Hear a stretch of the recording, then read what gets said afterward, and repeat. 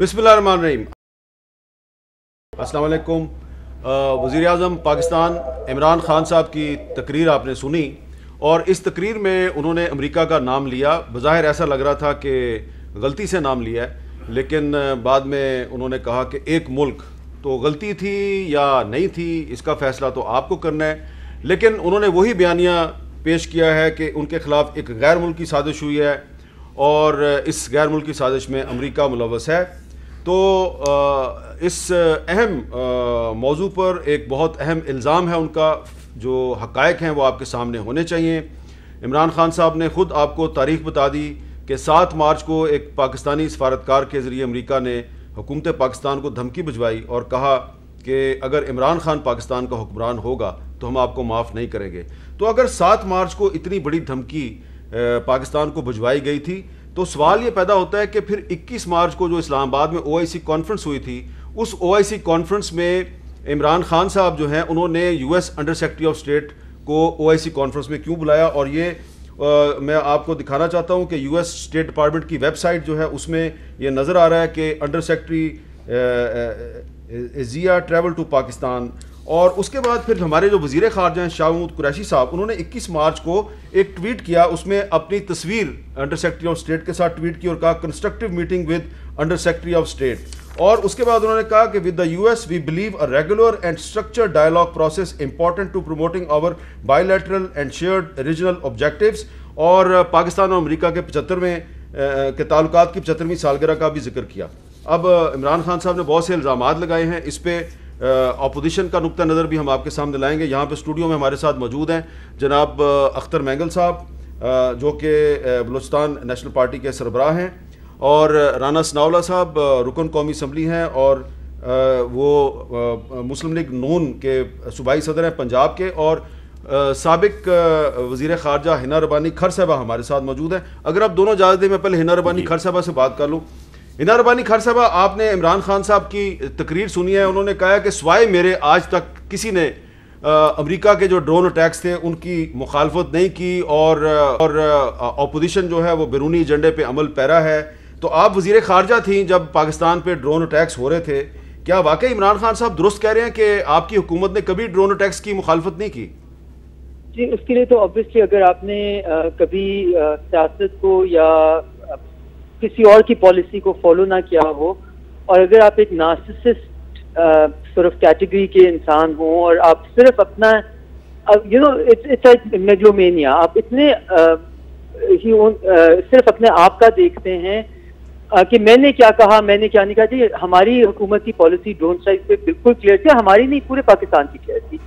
और इसमें I think यही प्रॉब्लम है इमरान खान साहब के साथ कि वो ये नहीं समझते कि वो दूसरों को नुकसान पहुंचाते पाकिस्तान को नुकसान पहुंचाते हैं, क्योंकि कोई ये नहीं, इमरान खान साहब का नाम भी नहीं याद रखेगा आज से 3 साल बाद। वो ये याद रखेंगे कि एक प्राइम मिनिस्टर और पाकिस्तान ने अमेरिका के साथ ताल्लुकात को दांव पे लगाया अपनी हुकूमत बचाने के लिए।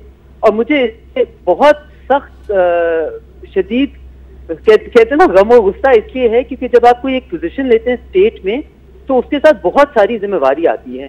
ये जिसको लहरा के खत कह रहे थे पहले, ये पाकिस्तान की इंटरनल केबल्स है, डिप्लोमेटिक केबल्स, जो हर मुल्क में आपका सफीर कोई भी बात हो, कोई भी मैसेजेस मिले तो वो आपका सफीर डिप्लोमेटिक केबल्स के थ्रू वजीर आजम साहब तक, वैसे तो फॉरेन ऑफिस को भेजता है और वो वजीर आजम साहब को भी उसकी कॉपी मिल जाती है।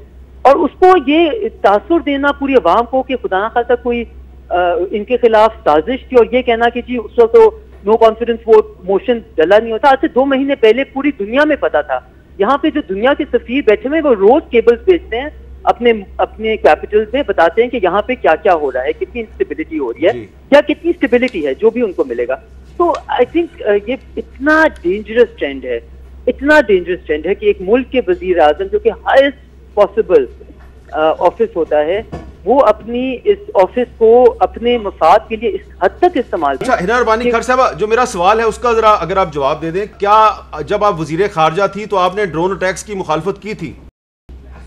देखिए, मैंने मैंने क्या कहना है, मैं पाकिस्तान की बात करूंगी। पाकिस्तान ने उस वक्त फॉरेन ऑफिस के थ्रू, प्राइम मिनिस्टर ऑफिस के थ्रू, प्रेसिडेंसी के थ्रू, हर ऑफिस जो पाकिस्तान को मुयस्सर होता है इस तरह की डिप्लोमेटिक बातें करने के लिए, शदीद शदीद मजम्मत नहीं, बल्कि हमने इसको इलीगल प्रूव करने के लिए यूएन के special envoy on extrajudicial killing को पाकिस्तान ने इनवाइट किया इसी चीज के लिए, जो कि वो जिनीवा से उठ के आए, क्योंकि पाकिस्तान ने इसके ऊपर इतना एक बड़ा स्टैंड लिया कि उनको एक ऑनवॉय भेजना पड़ा। आमिर मीर साहब, आई जस्ट वांट टू से दिस, देखिए इमरान खान साहब ने ना आजकल में एक स्टेटमेंट दी थी कि मेरे होते हुए ड्रोन स्ट्राइक नहीं हुई, तो तालिबान को भी अफगानिस्तान में उठ के ये स्टेटमेंट देनी चाहिए कि जी हमारे होते हुए ड्रोन स्ट्राइक नहीं हुई, क्योंकि ड्रोन स्ट्राइक का प्रोग्राम इस खित्ते से ही खत्म हो गया। और उस वक्त जब हम जी पावर में थे तो उस वक्त तो बहुत ज्यादा यहाँ पे ड्रोन स्ट्राइक का एक ट्रेंड था, पूरे खित्ते में एक वॉर थिएटर था। जब वॉर ही खत्म हो गई और ड्रोन स्ट्राइक एज टूल इस्तेमाल ही होना शुरू कर दें, तो बेशक प्राइम मिनिस्टर इमरान खान होते, प्राइम मिनिस्टर कोई और होते, इस दौर में ड्रोन स्ट्राइक्स नहीं होती थी। और हमारे दौर में बेशक प्राइम मिनिस्टर इमरान खान खुद होते, ड्रोन स्ट्राइक्स अमेरिका की पॉलिसी का हिस्सा था और उसकी हमने शदीद मजम्मत की और उसको यूएन के ऊपर लेके गए, उसको यूएस के हर फोरम पे लेके गए, कैपिटल हिल पे लेके गए। तो ये बहुत अजीब मुझे लगता है कि आप इतना झूठ इतनी आसानी से बोल जाएं। बहुत शुक्रिया हिना रब्बानी खर साहब ने हमारे साथ बात की। अख्तर महंगल साहब, जो इमरान खान साहब की तकरीर है उसमें गैर मुल्की साजिश का बयानिया उन्होंने पेश किया है, तो अब आप इसकी तरदीद तो करेंगे, लेकिन उनका ये कहना कि अमेरिका बराह रास्त इसमें मुलव्वस है, तो इसका क्या जवाब सिर्फ ये है कि ये एक पुरानी बात है, एक पुरानी तकरीर है और वो पुरानी बातें दोबारा दोहरा रहे हैं? आप इसका क्या जवाब देंगे? इल्ज़ाम बड़ा सीरियस है। शुक्रिया आमिर मीर साहब। सबसे पहले तो मैं आपको कैपिटल टॉक में फिर खुश आमदेद कहूँगा जी, क्योंकि जब आप भी गायब थे हम भी जियो से गायब हो गए थे। अच्छा आमिर भाई, एक ज़माने में आपको याद है यहाँ पे लोगों में एक तासुर भी था, एक लोगों में हमेशा ये गुमान रहा था कि जी हर चीज़ के पीछे जो CIA का हाथ है। आपको एक मिसाल देता हूँ, उस वक्त सोवियत यूनियन ये जो अरूज पर था और ये जो कोल्ड वार चल रही थी, बलूचिस्तान यूनिवर्सिटी से के हॉस्टल के कमरे से एक पंखा चोरी हो गया। तो दूसरे दिन सुबह जो है ना, लड़कों ने एहतजाज शुरू किया कि जी इसमें भी CIA की साजिश है। तो कहने का मतलब ये कि क्योंकि हमारे इस मुल्क की आवाम में हम अमेरिका के डॉलर भी खाते हैं, लेकिन हमारे हुक्मरान जो है ना उसी डॉलर के एवजान जो है एक नफ़रत भी फैलाते हैं, जो अब इस मुल्क के क्योंकि आवाम के उसमें रवों में बैठ, अब उसको कैश करने के लिए कभी हम बैरून कौमी साजिश कहते हैं, कभी अमेरिका की साजिश कहते हैं। आमिर साहब देखें, सियासत करना हर किसी का हक है और यहाँ पे कई पॉलिटिकल पार्टियाँ हैं, कोई एक पॉलिटिकल पार्टियाँ नहीं हैं। इनकी जो पॉलिटिकल पार्टी अल्लाह उसको और वसी करे, ये तो अभी आई है।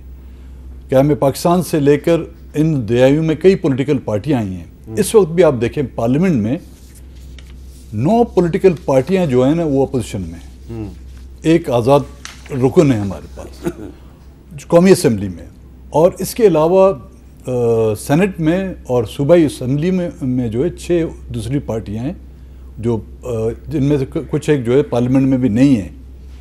तो ये सब के सब जो है ये मुल्क दुश्मन हो गए, ये सब के सब जो है बैनुल अक़वामी एजेंट हो गए और फ़र्द वाहिद और एक ही पार्टी जो है पाकिस्तान को बचाने के लिए क्या तुक है अमिर साहब। अच्छा, राना सनाउल्लाह साहब, आपकी पार्टी के जो लीडर हैं शहबाज शरीफ साहब, उनके बारे में इमरान खान साहब ने कहा कि उन्होंने मुझ पे ये तनकीद किया है शहबाज शरीफ ने कि मैंने अमेरिका को एब्सोल्युटली नॉट क्यों कहा। इसका क्या जवाब देंगे आप? देखिए, पहली बात तो ये है कि एब्सोल्युटली नॉट जो है, अमेरिका के सदर इनको फ़ोन करते नहीं थे, मोदी इनका फ़ोन सुनता नहीं है, इस बात का तो ये गिला करते रहे हैं और इस बात के ऊपर जो है वो इधर उधर वावेला भी करते रहे हैं। तो ये तो एक कोई अखबारी नुमाइंदा था या किसी को चैनल का, और उसको HWO का नुमाइंदा था, तो उसको इन्होंने इंटरव्यू दिया और उसमें उसने कोई क्वेश्चन किया तो उसने आगे से कहा कि एब्सोल्युटली नॉट। उसने सवाल किया था कि क्या आप अमेरिका को अपने फौजी अड्डे देंगे, तो इसने कहा एब्सोल्युटली नॉट। तो मामला ये है कि बाद में पाकिस्तान की सिक्योरिटी एस्टेब्लिशमेंट की एक ब्रीफिंग में कहा गया कि अमेरिका ने हमसे अड्डे मांगे। बिल्कुल, जब ये पार्लियामेंट में जो है वो ब्रीफिंग हुई है और उस वक्त के DGI थे, आर्मी चीफ थे, सारी गवर्नमेंट बैठी थी, अपोजिशन बैठी थी, और वहाँ पे ये बाकायदा ख़ास तौर पे ये बात पूछी गई तो उन्होंने कैटेगोरिकली इनकार किया। उन्होंने कहा कि कोई ऐसी बात जो है वो हमसे जो है वो ना मुतालबा किया गया। तो जो किसी ने मुतालबा ही नहीं किया तो एब्सोल्युटली नॉट का तो सवाल ही पैदा नहीं होता। देखिए मीर साहब, दरअसल मामला ये है कि आपने इनकी सारी आज की गुफ्तगू भी सुनी है। वो दरअसल अपने आप को समझता है कि मैं को आलमी लीडर हूँ। अब वो चाहता ये है कि मैं आलमी लीडर हूँ, तो ये इधर ये अपोजिशन और ये छोटी मोटी वजह से जो है वो मुझे निकाल दिया जाए, उतार दिया जाए वज़ारत उज़्मा से, तो ये तो मेरी बड़ी बेइज्जती है।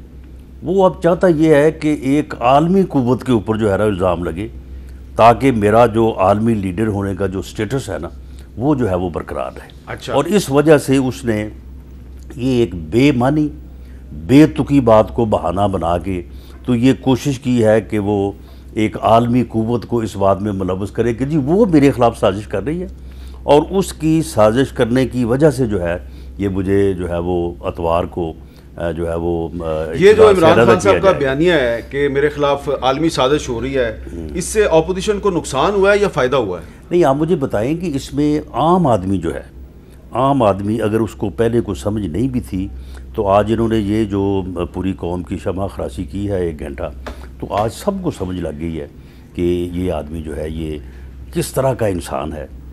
यानी यू टर्न लेना, झूठ बोलना, झूठे वादे करना, ये तो जो था सो था। अब आप मुझे बताएं कि ये जिस तरह की गुफ्तगू फरमा रहे थे उसके बाद तो एक ही बात रहती है कि एक कमीशन जो है वो फॉर्म होना चाहिए, और इनकी जो ज़हनी सेहत है उसके मतलब जो है ना उसके मतलब उसका तयन होना चाहिए। ये ऐसा आदमी है कि जो इस मुल्क के ऊपर मुसल्लत है और जिसका ज़हनी तवाज़न जो है वो बिल्कुल दुरुस्त नहीं है, और ये पता नहीं अगले 2 दिन में जो है ये क्या करके जाए और किस तरह से जाए। साबिर साहब, मैं आपके पास आता हूँ, अभी आपके माइक में कोई प्रॉब्लम है, ठीक है, इसको ज़रा ठीक कर लेते हैं। लेकिन अख्तर महंगल साहब, आज ये भी आपके खिलाफ साहब अख्तर महंगल साहब, आज एक इजलास हुआ नेशनल सिक्योरिटी कमेटी का। उस इजलास में अपोजिशन को दावत दी गई थी कि आप इस इजलास में शिरकत करें। इससे पहले अपोजिशन का ये कहना था कि अगर इस इजलास में हमें बुलाया जाएगा तो हम जाएंगे। आप ज़रा सुन लें कि एहसन इकबाल साहब ने हमें क्या कहा था इस बारे में। हमने मुतालबा किया, हमें दिखाएं, हमसे शेयर करें, हो सकता है कि हम भी नजरसानी कर लें, दिखाएं ना, ऑफ द रिकॉर्ड आपने कहा था शेयर करें अपोजिशन के साथ। हो सकता है कि अपोजिशन आपकी हिमायत कर दे। अगर इतनी बड़ी धमकी पाकिस्तान की रियासत को, ये आप बहुत बड़ी ऑफर कर रहे हैं। नहीं, अगर कोई ऐसी नेशनल सिक्योरिटी रिस्क है तो नेशनल सिक्योरिटी रिस्क का तो सबको मिलकर मुकाबला करना चाहिए। जी अख्तर महंगल साहब, पहले कहा गया कि हम जाएंगे, आज नहीं गए आप। हामिद मीर साहब, देखें, होना तो ये चाहिए था कि तमाम पॉलिटिकल पार्टियों को ऑन बोर्ड लेने के लिए एक दिन पहले उनको इन्फॉर्म किया जाता। आप एक तो असेंबली का इजलास भी उस टाइम पे आपने बुलाया हुआ है, जो एक अहम मकसद है जो हम लोगों ने रेजोल्यूशन मूव किया हुआ है, तो हम ये समझते थे उस रेजोल्यूशन को डाइल्यूट करने के लिए ये टाइमिंग फिक्स की गई।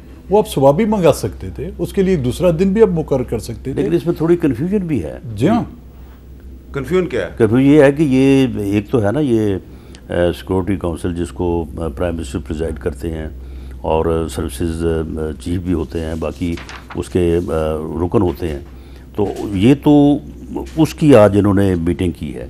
लेकिन ये जो आज इन्होंने मोशन पेश की थी हाउस में, वो तो कुछ और था।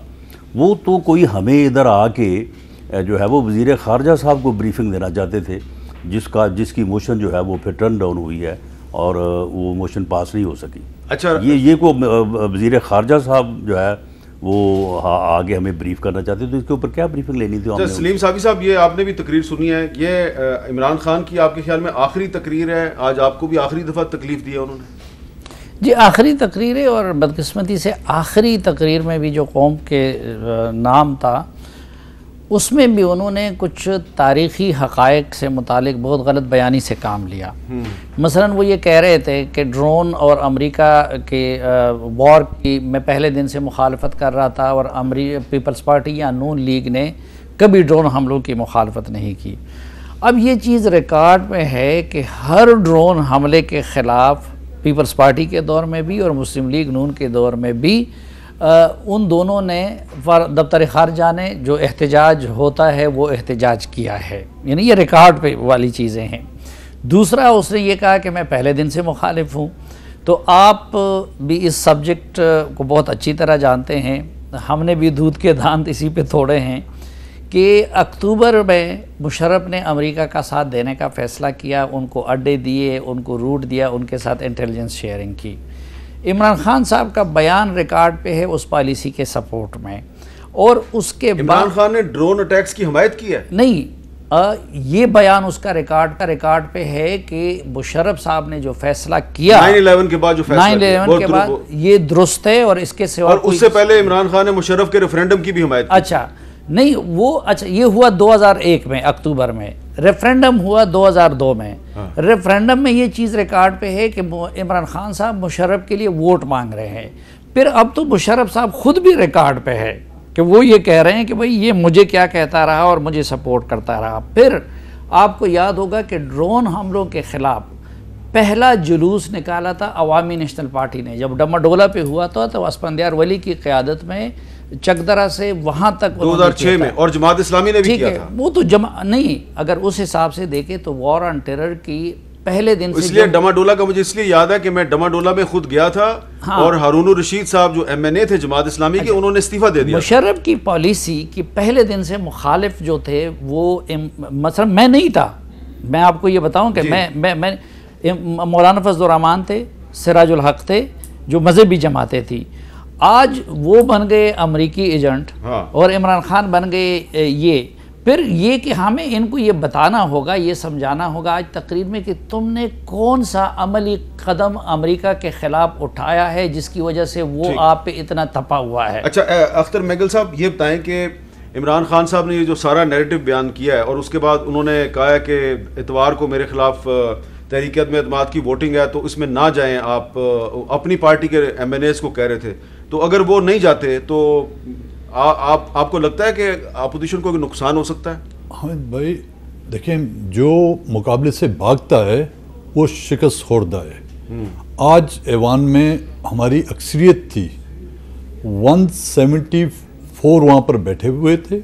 बाकी जो है ये इसमें PTI के वो अरकान जो नहीं है, जो नाराज़ थे, इसमें वो पॉलिटिकल पार्टियाँ जो अपोजिशन में थी, वो उनके इत्यादी जो उनसे नाराज़ हो गए हैं, वो इंडिपेंडेंट जो उनसे नाराज़ होकर आ गए वो थे। उनके साथ मिला के दो हमारे जो MNAs है वो पहुंच नहीं पाए थे। अली वजीर साहब नहीं आए और जाम करीम नहीं वो नहीं आए।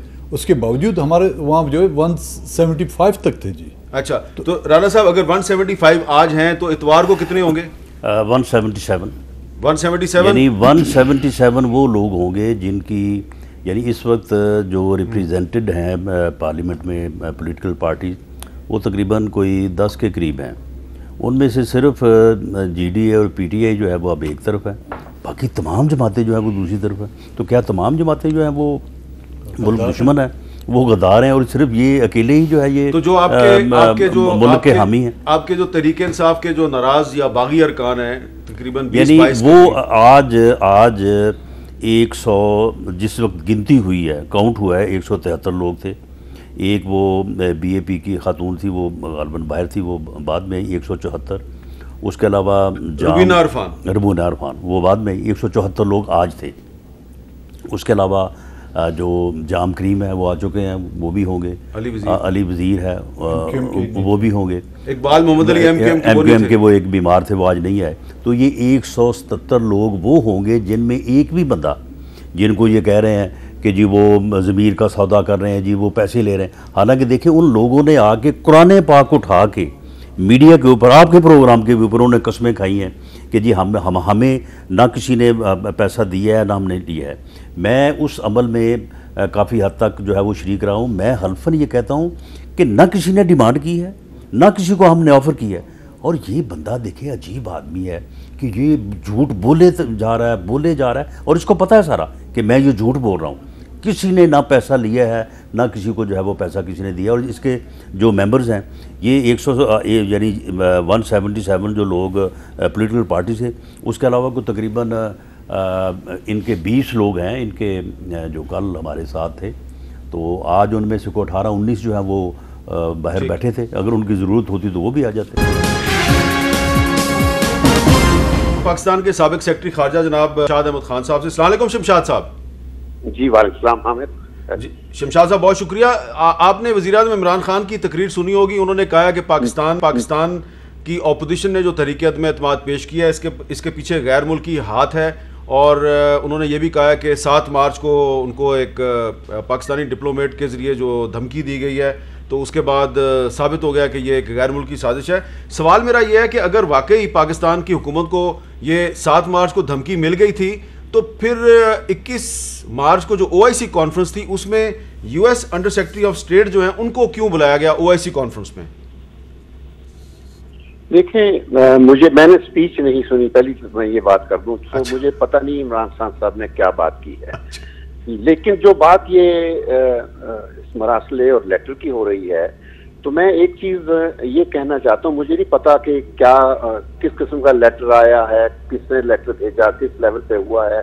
तो मेरा आजकल मैं कोई ताल्लुक नहीं होता किसी इस्लामाबाद में किसी सरकारी महकमे के साथ, ना अपनी मिनिस्ट्री के साथ, लेकिन मैं सिर्फ अपने तजुर्बे की बिना पर इतना कह सकता हूँ कि अगर मैं फर्ज कर लूँ जो कुछ कहा जा रहा सच है, तो पहली बात तो ये है कि ये कोई गैर मामूली बात नहीं है। अच्छा। क्योंकि बड़ी ताकतों के अपने ग्लोबल मफादात होते हैं और बिलखसूस अमेरिका और वेस्टर्न ताकतों के अपने मफादात इस हद तक होते हैं कि वो अपने स्फीयर ऑफ इन्फ्लुएंस में जो ममालिक उनके लिए अहमियत रखते हैं, तो वहाँ कोई ऐसी हुकूमत पसंद नहीं करते जो हुकूमत उनकी बात ना माने। और जहाँ कहीं ऐसी हुकूमत आ जाती है तो फिर वो उसको बदलने की कोशिश करते हैं, रोल अदा करते हैं।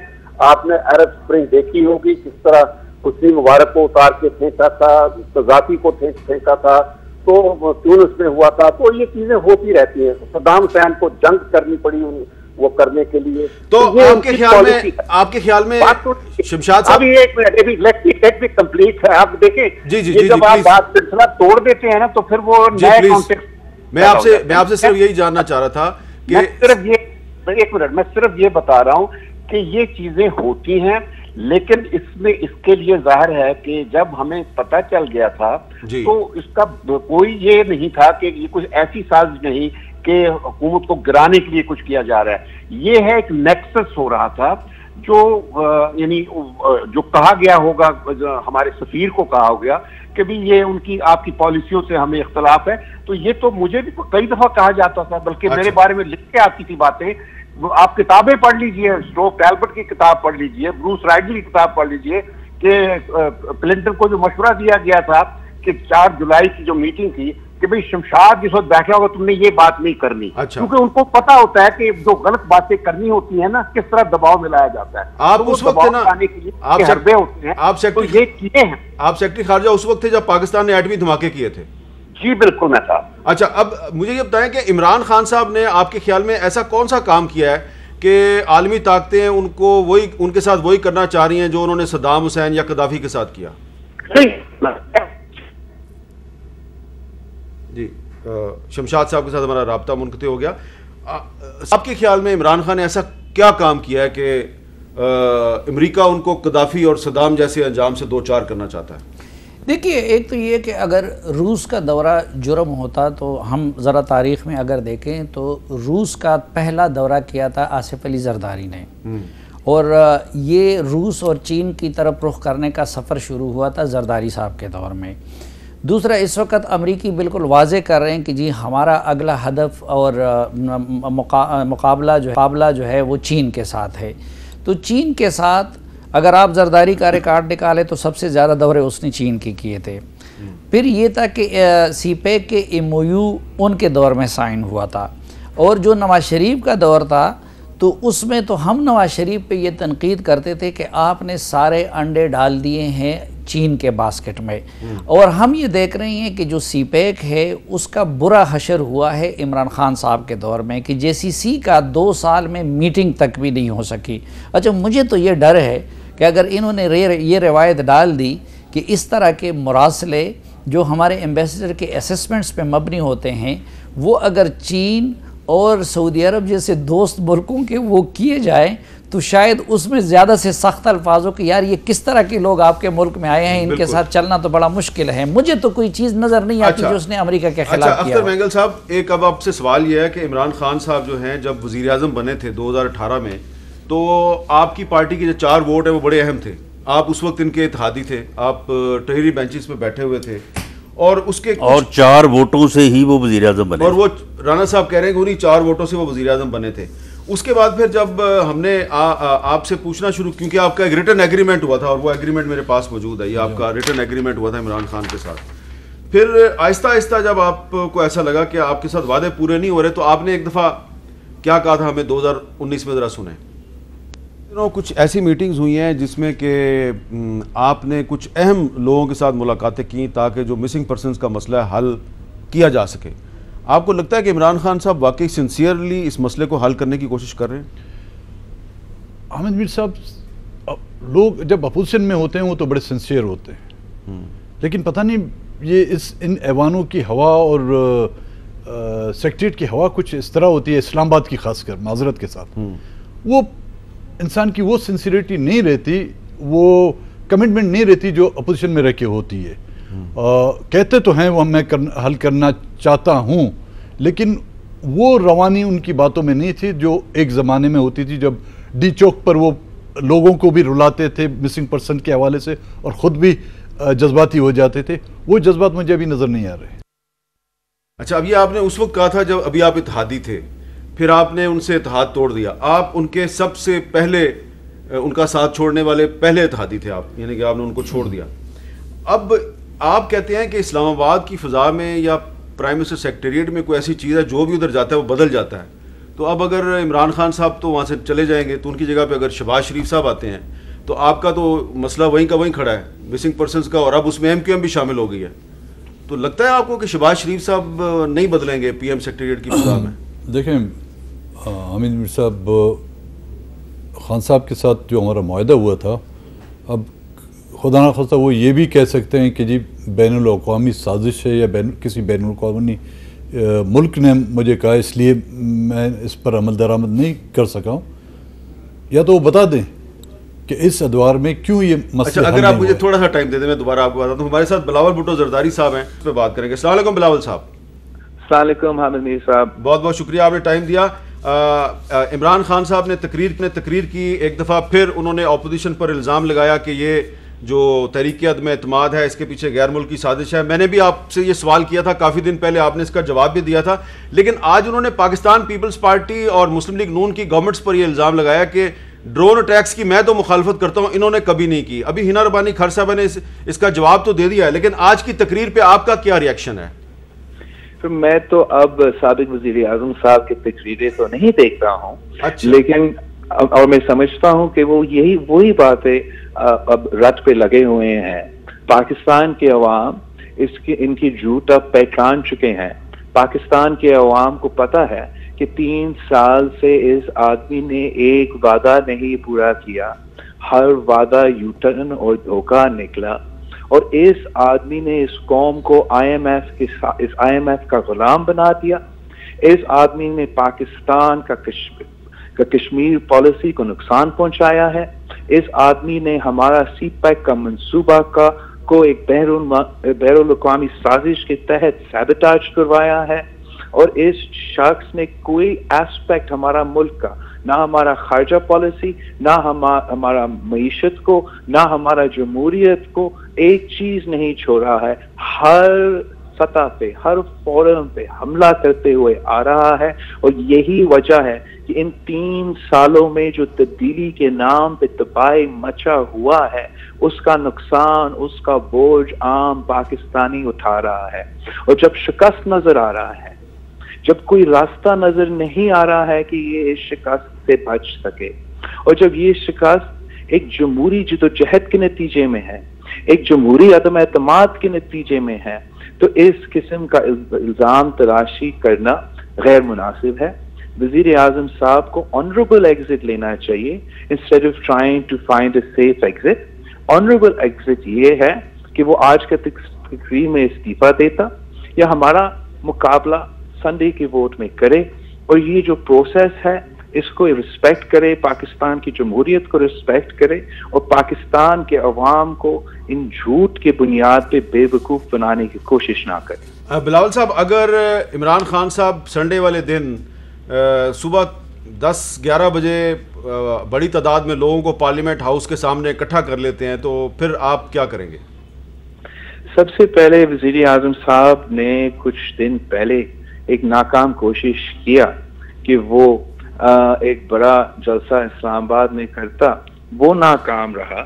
अब इस वक्त वज़ीर आज़म साहब का को ये प्रोसेस को रिस्पेक्ट करना चाहिए, जमहूरी तरीके से हमारा पार्लियामान में मुकाबला करना चाहिए। लाखों लोगों की जरूरत नहीं है वज़ीर आज़म साहब को, उसने सिर्फ 172 मेंबर्स प्रोड्यूस करना है। आज ही नेशनल असेंबली में ऑपोजिशन की तरफ से 175 मेंबर्स मौजूद थे। हमने साबित कर लिया कि वज़ीर आज़म अपने अक्सरियत खो चुका है, हुकूमत खत्म हो गया है और पाकिस्तान पीपल्स पार्टी ने कभी भी किसी भी वक्त किसी भी दौर में पाकिस्तान की फॉरेन पॉलिसी पे कॉम्प्रोमाइज नहीं किया।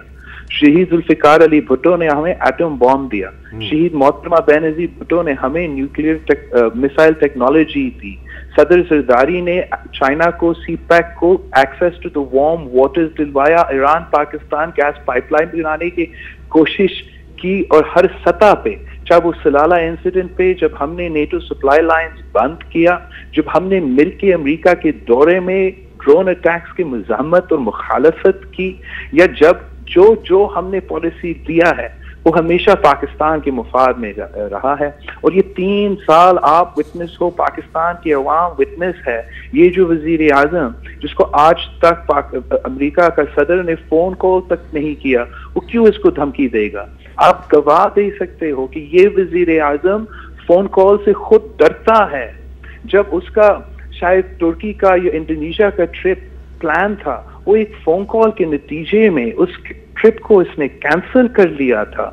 ऐसे में कितने आपको सुना दूं, हमारा वजीर आजम का 3 दौर का फॉरेन पॉलिसी नाकाम, 3 साल का दौर में फॉरेन पॉलिसी नाकाम, मुआशी पॉलिसी नाकाम, सियासी पॉलिसी नाकाम। अब अगर वो शिकस्त नहीं मान रहा है, वो कह रहा है कि वो कभी हार नहीं मानेगा, इसका यही नहीं मतलब कि वो नहीं हारा है, वो हार चुका है, उसका हुकूमत खत्म हो चुका है। बहुत बहुत शुक्रिया बिलावल भुट्टो जरदारी साहब हमारे से बात कर रहे। आपकी मैंने बात काटी, सवाल दोबारा रिपीट कर देता हूँ कि जिस तरह इमरान खान साहब के बारे में आपने कहा कि पता नहीं क्या हुआ कि वो वज़ीर आज़म सेक्रेटरीट में पहुँचे तो बदल गए, तो शहबाज शरीफ साहब तो नहीं बदलेंगे? हामिद भाई देखें, अभी तक हमने तमाम मुत्तहिदा अपोजिशन के सामने अपने कोई नुकात नहीं रखे, क्योंकि ये मूव इनिशिएट हम सब ने मिल के किया है। हाँ, अगला जो मरहला आएगा हम उसमें अपने मुतालबात के साथ साथ वो नुकात भी रखेंगे, और जिसमें मैं वाज़ा करना चाहता हूँ उसमें मिसिंग पर्सनस का मसला जो है सर फहरिस्त होगा। अगर फिर भी उन हमारे नुकात पर अमल दरामद नहीं किया गया तो ना कि सिर्फ हमारा बल्कि पूरे बलूचिस्तान के लोगों का जमहूरियत, जमहूरी इदारों और मुल्क की बड़ी सियासी पार्टियों से जो है एतमाद हमेशा के लिए ख़त्म हो जाएगा। तो जिन वजूहात की वजह से आपने इमरान खान को छोड़ा, आप इस इत्तेहाद को भी छोड़ सकते हैं? देखिए, हमारे लिए मसाइल, हम कहते हैं बलूचिस्तान का मसला सियासी मसला है, उसको बैठ के सियासी अंदाज में हल किया जाए। ठीक है, ना वो सरकार की तोप से होगा, ना पहाड़ों पर बैठे हुए बंदूक वालों से होगा। ये बड़ी अच्छी बात की आपने। राना सनाउल्लाह साहब, अपोजिशन के जो सीनियर सियासतदान हैं उनके साथ जब आजकल गुफ्तगू होती है प्राइवेटली, तो वो आपका जिक्र बतौर अगले वजीर दाखिला के करते हैं। पता नहीं आपको इसका पता या नहीं पता, लेकिन मेरे साथ तो बड़े अहम लोगों ने बात की है। फ़र्ज़ करें अगर आप वजीर दाखिला बन जाते हैं अगली हुकूमत में, सबसे पहला काम क्या करेंगे? देखिए, वो बात तो वैसे जब सीरियस डिस्कशंस होती हैं तो लाइट मूड में फिर ऐसी बातें जो है वो होती रहती हैं। जब भी अगर गवर्नमेंट फॉर्म हुई तो उसके मतलब जो है वो पार्टी अपना फ़ैसला करेगी। लेकिन देखिए, इसमें मामला ये है कि इस वक्त अगर हम कामयाब होते हैं, बल्कि आज जो हमने स्ट्रेंथ शो किया, कामयाब तो हम हो गए हैं। अब एक आदमी जो है वो कह रहा है कि जी मैं जो है वो हार तस्लीम करूँगा ही नहीं। तो उससे मुराद ये तो नहीं है कि वो हारेगा नहीं, हार तो वो जाएगा और अतवार को जो है वो ये काम जो है ये रूल्स के मुताबिक, आइन और कानून के मुताबिक जो है वो फाइनल हो जाएगा। तो उसके बाद जो भी दौर होगा उसके ऊपर अभी हमारी जो क़यादत है, तमाम पार्टीज़ की टॉप लीडरशिप है, जिसमें सरदार अख्तर जान मैंगल साहब भी शामिल हैं, तो ये बैठ के फ़ैसला करेंगे कि ये जो दौर होगा ये कितना मुख्तसर होगा या कितना इसका अरसा होगा। और इसमें मैं समझता हूँ कि सबसे पहला फोकस जो है वो तो इस बात पे ही होगा कि फ्री और फेयर इलेक्शन जो है उनको इंश्योर किया जाए। अच्छा, अब खारजा अमूर की बात हो रही है तो साबिक वज़ीर खारजा ख्वाजा मोहम्मद आसिफ साहब से भी बात कर लेते हैं। ख्वाजा साहब अस्सलाम वालेकुम। वालेकुम सलाम। ख्वाजा साहब, पता नहीं आपने इमरान खान की तकरीर सुनी है या नहीं सुनी? मैंने सुनी नहीं है, लेकिन मैं आपको लेना चाहते हैं। आप नहीं तो उसमें क्योंकि बिलावल साहब ने कहा उन्होंने नहीं सुनी, साबिक सेक्रेटरी खारजा शमशाद साहब ने कहा उन्होंने नहीं सुनी।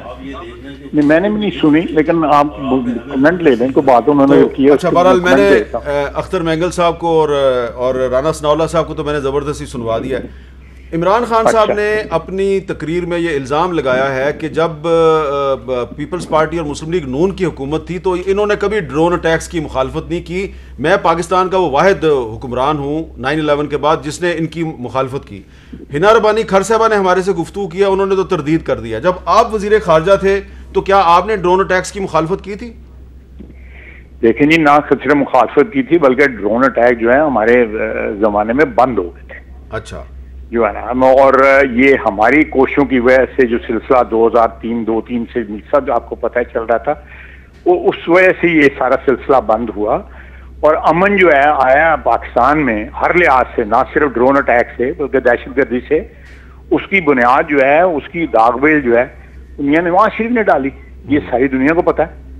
अच्छा। कराची में और जैसे दूसरे जगहों पे दहशतगर्दी जो कम हुई है, और खुसूसन मैं हिना रबानी खान साहबा का भी एंडोर्स करूंगा कि जिस तरह जंग लड़ी गई स्वात में और दूसरी जगहों में उनकी दौरे हुकूमत में, और उसके बाद जंग जो है ज़रबे जो है वो हमने हमारे दौर में लड़ी गई। इन दो अदवार के अंदर दहशतगर्दी के खिलाफ जो है जंग लड़ी गई। पाकिस्तान ने अपने हाथ में ये मामला लिए, ड्रोन अटैक्स का जो है वो खुद खत्म हो गए। अच्छा, ख्वाजा साहब, ये इमरान खान साहब जो कह रहे हैं कि उनके खिलाफ एक गैर मुल्की साजिश हुई है, तो एक उन्होंने मुल्क का नाम लिया है, उन्होंने मुल्क का नाम, अमेरिका का नाम लिया है। तो केबल तो मौजूद है ना, और हमारा जो एक डिप्लोमेट है उसकी किसी से मीटिंग हुई थी, यूएस स्टेट डिपार्टमेंट के किसी थर्ड सेक्रेटरी से मीटिंग तो हुई थी, तो थ्रेट तो आया है। तो जब आप ये इमरान खान साहब तहरीक अदम एतमाद के जरिए अगर चले जाते हैं और आपकी हुकूमत आती है तो ये मामला ख़त्म हो जाएगा, या आप इस जो फैसला हुआ है आज नेशनल सिक्योरिटी कमेटी के इजलास में कि हमने इस पर एहतजाज करना है, तो वो आप उस एहतजाज को जारी रखेंगे? देखें, वो उन्होंने जो एहतजाज का बात की है वो एक मुरासले के जरिए एहतजाज किया जाता है, जो एक डिप्लोमेटिक तरीका है, और वो ये उन्होंने डिसाइड किया है, जो मैंने पढ़ा है कम्युनिकेट में जो है। अच्छा, इसके अलावा हमने क्या एहतजाज और क्या तरीका, कोई ऐसा कोई तरीका आप मुझे बता दें जो उन्होंने सजेस्ट किया हो कि हमने एहतजाज करना है? ये सब और तलब बात है कि हमें इस दौर में IMF और वर्ल्ड बैंक ने $1.5 बिलियन दिए अभी, कुछ ज्यादा पुरानी मैं बात नहीं कर रहा जी। इसके अलावा FATF ने अभी भी हमें ग्रे में लिखा हुआ है, अगर अमेरिका हमारा दुश्मन है तो 1 सेकंड लगता है हम ब्लैक में चले जाते हैं।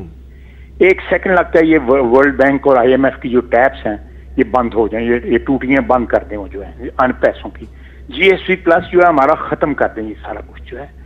ये कैसी दुश्मनी है कि वो हमें माशी तौर पे जिंदा रखने के लिए हमें हमारी इमदाद भी कर रहे हैं। नेटो और उसके बाद जो है वो इजराइल के बाद सबसे ज्यादा पैसा जो है 2021 में उन्होंने पाकिस्तान को दिया, और असिस्टेंस जो है फाइनेंशियल असिस्टेंस उन्होंने प्रोवाइड किया है। OIC की, आपका ट्वीट है, OIC की मीटिंग में फिर अगर इतनी नाराजगी थी और इतनी ज्यादा हमें एजिटेशन हो रही थी इस इशू के ऊपर, तो डेप्टी सेक्रेटरी स्टेट को क्यों बुलाया हुआ था इन्होंने? उनका क्या ताल्लुक था OIC के साथ जो है, जो इन्होंने उनको इनवाइट किया हुआ था? साथ उनको अपील करते हैं, साथ पर सियासी जरूरतों के तहत जो है उनको जो है उनके खिलाफ भी बातें करते हैं। देखें, ये टेलीग्राम जो है ना हर सुबह जो है फॉरेन मिनिस्टर को दी जाती हैं। फॉरेन मिनिस्टर पढ़ता है उनको, उसमें अपने अपने इम्प्रेशन जो हैं, जो भी उनकी गुफ्तगू होती है, वो गुफ्तगू जो है उन्होंने उसमें जो है बताई गई होती है कि आज फ्रांस से मुलाकात हुई, फ्रांस से मुलाकात हुई। ये हमारे जो सफरा हैं, हमारे जो सफीर हैं, वो ये लिख के भेजते हैं।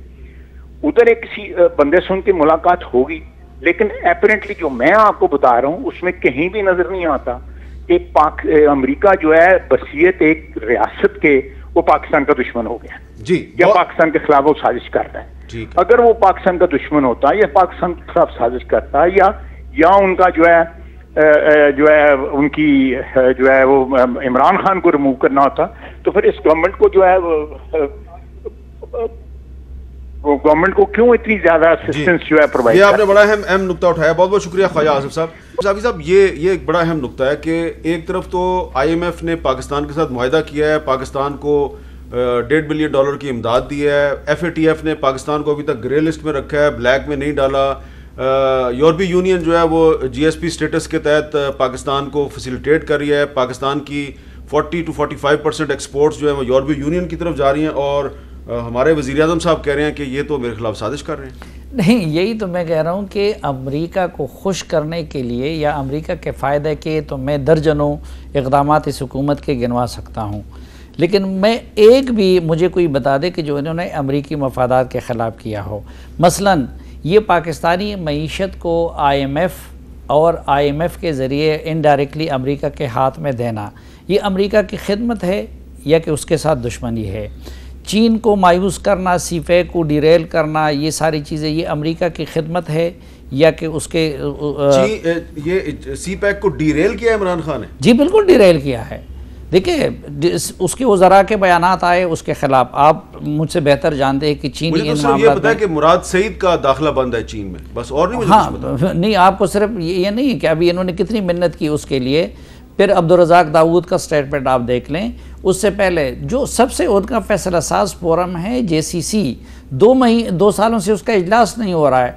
अभी जब ये गए थे वहाँ पे, वो बायलैटरल विजिट तो नहीं था। आप आलामिया पढ़ लें, मैंने चीनी दफ्तर खारजा के सारे आलामिया पढ़ लिए हैं, तो उसके शुरू में लिखा है प्राइम मिनिस्टर का कि वो विंटर ओलंपिक देखने के लिए इधर आए थे, और उस दौरान इन्होंने पूरी कोशिश की, मिन्नत तरला की JCC पे मीटिंग हो जाए। चीनी कहता है यार इनके साथ कोई फ़ायदा नहीं। टेलीफोन लाइन पे मौजूद हैं दफाई तजियाकार जनाब lieutenant general retired Amjad Shoaib साहब। अस्सलाम वालेकुम अमजद शुएब साहब। जन साहब, आपने इमरान खान साहब की स्पीच सुनी है? जी सुनी। तो आपका क्या रद्द-ए-अमल है इस पे? रद्द-ए-अमल ये है कि आज जो एक्शन हुआ कि नेशनल सिक्योरिटी कमेटी वगैरह में लेके गए, वहां से जो बातें हुई, एक्शन तय हुए कि ये किया जाए वो किया जाए, ये होना चाहिए था 10 तारीख को, 10 मार्च को। लेट हुआ। नतीजा ये कि अब वो पॉलिटिकल साइड और सिक्योरिटी साइड आपस में ये मिक्सअप हो चुके हैं। पब्लिक परसेप्शन अपनी जगह पे मौजूद है कि इसको पॉलिटिकल अपने गेम्स के लिए यूज किया जा रहा है, और लेटर को ऑथेंटिसिटी एक मिल गई पब्लिक इसमें नेशनल सिक्योरिटी कमेटी में ले जाने से, लेकिन नैरेटिव के लिए प्रॉब्लम रहेगी। दूसरी बात यह है कि जिन लोगों को वापस बुलाने का कहा है वो ऑलरेडी पोजीशंस ले चुके हैं। मेरा नहीं ख्याल कि उनके लिए मुमकिन होगा कि वो अपनी पोजीशन छोड़ के तो वापस आ जाएं। लिहाजा गवर्नमेंट अगर उस पर तवक्को लगा के बैठी है कि वोटिंग में वो इनके साथ हो जाएंगे, तो मेरा नहीं ख्याल कि वो हो सकेंगे। तो इस लिहाज से गवर्नमेंट के लिए इस सिचुएशन में कोई तब्दीली नजर नहीं आती as far as no confidence vote is concern. अलबत्ता ये है कि अगर ये हुकूमत रहती तो सिक्योरिटी का ये जो इशू था, जो लेटर था, इस पे एक्टिविटी काफी हो सकती थी। इसके ऊपर इन पे ऊपर प्रेशर आना था कि जो लोग जिन्होंने इसमें आप कहते हैं कि वो कंप्रोमाइज थे, उन्होंने बाहर के मुल्कों से कोई तावन किया, वो इनको सामने लाने पड़ते। जबकि ये हुकूमत गई और कोई और आई तो वो इसमें दिलचस्पी नहीं लेगी, ये किस्सा हशप हो जाएगा। उसकी वजह यह है कि अगर उसमें कोई लोग वाकई मुलव्वस हैं तो वो तो नहीं चाहेंगे कि ये सारा कुछ सामने आ जाए। ठीक है। तो मेरा ख्याल है कि ये लेट होने की वजह से ये एक्टिविटी या आज की तकरीर वो उसका बहुत इम्पैक्ट नहीं हो सकेगा, और जो प्राइम मिनिस्टर सोच रहे हैं कि इसका कुछ फायदा हो वो मेरा ख्याल नहीं मिल सकेगा इस स्टेज पे। बहुत बहुत शुक्रिया जनरल अमजद शुएब साहब। मुझे मौका दे कि आज जो cabinet committee and national security के बाद जो एलामिया जारी किया गया है, तो उसमें तो चूँकि खान साहब ने एक चिड़ बनाई हुई है, तो उसमें तो उसकी लैंग्वेज वगैरह के बारे में बात की गई है कि इस पे मुतालिका मुल्क के साथ बात होनी चाहिए।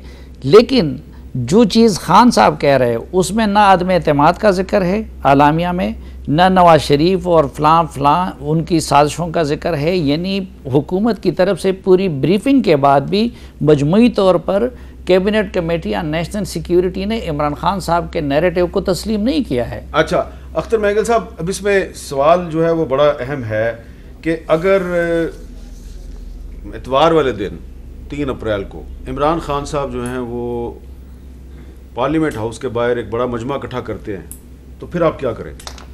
देखिए हमीद मीर साहब, पहले तो आज का वो देखें कि आज उन्होंने क्या किया है, और आज दिन तक देखें जो वो दावे करते रहे हैं कि जी हमारे पास अपोजिशन के इतने लोग आए, जो गलत साबित हुआ। उनके लोग आए, चाहे उनके इत्यादी थे, उनके अपनी पार्टी के।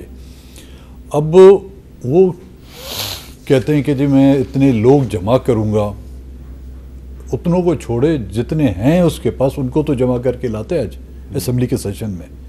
174 का नंबर तो वो पूरा करते। हाँ, अगर वो लोगों को जमा करना चाहते हैं तो दूसरी भी पॉलिटिकल पार्टी हैं, उनको भी यह हासिल है कि अपने मेंबरान की और अपने अकाबरीन की हिफाजत के लिए पहुंच जाएं। आपको ऐसा नहीं लग रहा कि इमरान खान साहब चाह रहे हैं कि मजमा इकट्ठा हो, आप भी लाएं, अपोजिशन भी लेके आए, उनकी लड़ाई हो जाए और तरीक़त में एतमाद कहीं पीछे रह जाए? देखें आमिर मीर साहब, 2014 में 15 में जो इमरान खान आए थे वो इन हाउस चेंज के लिए नहीं आए थे, वो पार्लियामेंट पर पीटीवी पर हमला करके आए थे। हमने जो भी अपोजिशन वाले हैं, जमातें हैं, उन्होंने आइन और इलेक्शन के कवानीन के मुताबिक जो है ना हम एक रेजोल्यूशन लाए, वो लाना चाहता है लोगों को। लेकिन दूसरी जो पॉलिटिकल पार्टियां उन्होंने जो चूड़ियाँ नहीं पहनी हुई। अच्छा राना सनाउल्लाह साहब, ये अगर इमरान खान साहब की पार्टी जो है वो इतवार को पार्लियामेंट हाउस के सामने इकट्ठी करती है बंदे, क्या ये तौहीन अदालत नहीं होगी? देखिए, इसमें जब ये केस की समाअत हो रही थी सुप्रीम कोर्ट में, तो गालिबन उस दिन आप भी वहाँ पे मौजूद थे। तो वहाँ पे जो पिटिशनर हैं एहसन बूंड साहब, जो सुप्रीम कोर्ट बार एसोसिएशन के सदर भी हैं, तो जब वहाँ पे ये पॉइंट उठाया गया तो बाकायदा अटॉर्नी जनरल ने कैटेगोरिकली ये गवर्नमेंट के बिहाफ पे वहाँ पे श्योरिटी दी है, वहाँ पे गारंटी दी है कि किसी मेंबर को आने जाने से जो है वो नहीं रोका जाएगा। हर मेंबर को फैसिलिटेट किया, खास उसका तल्लुक किसी भी जमात से हो। वोट जो है वो कास्ट भी होगा, काउंट भी होगा। और दूसरा ये है कि रेड जोन में जो है वो किसी को जो है वो कोई दाखिल नहीं हो सकेगा उन दिनों में जिन दिनों में जो है वो अजलास होगा। बल्कि हुआ ये कि अटॉर्नी जनरल ने कहा कि जिस दिन वोट होगा, तो चीफ जस्टिस साहब ने फरमाया, उसने कहा कि नहीं, जिस दिन भी इजलास हो उस दिन भी आपको रेड जोन जो है उसको जो है वो आपको उसको आप पंजाब के वज़ीर दाखिला रहे हैं, तो आजकल जो वफाकी वज़ीर दाखिला हैं शेख रशीद साहब, वो तो ये कह रहे हैं जी कि अगले 48 घंटे बड़े अहम हैं और हफ्ते की रात 12 बजे तक जो है वो बहुत कुछ होने वाला है। तो वो इस्लामाबाद कैपिटल टेरिटरी की पुलिस और सिक्योरिटी फोर्सेस जो हैं वो तो उनके कंट्रोल में है, तो वो अगर रेड जोन में दाखिल होने से किसी को नहीं रोकते तो क्या करेंगे आप? देखिए जी, वो जितने भी अदारे हैं जिनके ज़ुम्मे रेड जोन की सिक्योरिटी है और जो मुतल्लिका अफीसरान हैं, वो बिल्कुल अपनी ज़ाती हैसियत में ज़िम्मेदार हैं। ये सुप्रीम कोर्ट के सामने जो है ये जो है वो ये गारंटी दी गई है, और इसमें वो ज़ाती हैसियत में और अपनी ऑफिशियल कैपेसिटी में भी वो वहाँ पे ज़िम्मेदार होंगे। और मैं नहीं समझता कि उनमें से किसी को कोई ऐसा बहाम होगा कि वो वज़ीर दाखिला के कहने पे या इस हुकूमत के कहने पे अपनी ज़िम्मेदारी से जो है वो पहलू तय करेगा। ऐसा तो नहीं हो सकता कि 232 जो है आर्टिकल 232 एमरजेंसी की जो क्लॉज है उसमें अगर ऐसे इस्लामाबाद में हालात पैदा हो जाएं तो क्या इमरजेंसी तो नहीं लग सकती? नहीं, ये हालात वैसे नहीं है। ये हालात दरअसल ये कुछ भी नहीं करेंगे। बहुत बहुत शुक्रिया अख्तर महंगल साहब, राना सनाउल्लाह साहब, सलीम साफ़ी साहब। आपने इमरान खान साहब की तकरीर पे हमारे मेहमानों की गुफ्तगू सुनी। इजाज़त दीजिए, अल्लाह हाफ़िज़।